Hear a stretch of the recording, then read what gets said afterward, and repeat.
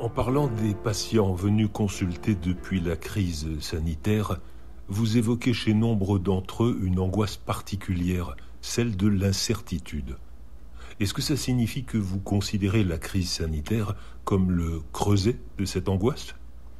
Non, non, certainement pas comme le creuset. Non, je dirais que les temps actuels la révèlent peut-être davantage, cette angoisse de l'incertitude. Mais la chose ne date pas d'hier.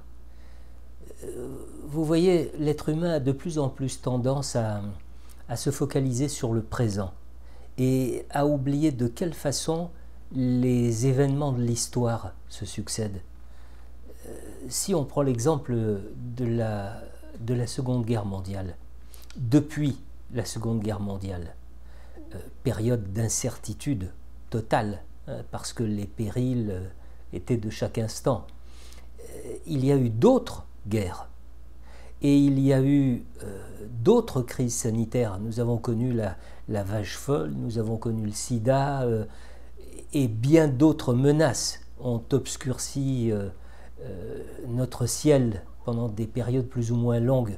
Mais voyez-vous, même si nous oublions la traversée de ces épreuves, même si de nouveaux sujets d'angoisse renvoient au passé les sujets précédents, il faut dire ou rappeler que la permanence n'existe pas.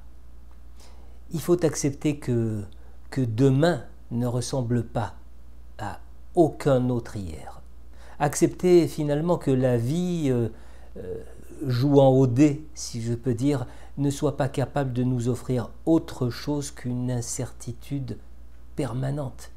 Et que tous nos efforts, toute notre volonté, notre ténacité, notre persévérance ne puissent venir à bout de quelque chose de plus fort et de plus grand.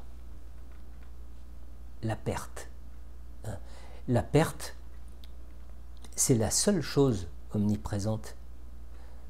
Alors faut-il pour autant craindre de vivre? Faut-il pour autant vivre dans la peur? À quoi bon? À quoi bon, puisque chaque jour finalement de notre vie nous confronte à une perte plus ou moins évidente, plus ou moins visible, et quel que soit son objet. On peut perdre un proche, un emploi, un objet, une illusion, un peu de mémoire, quelques cellules ou quelques neurones en moins.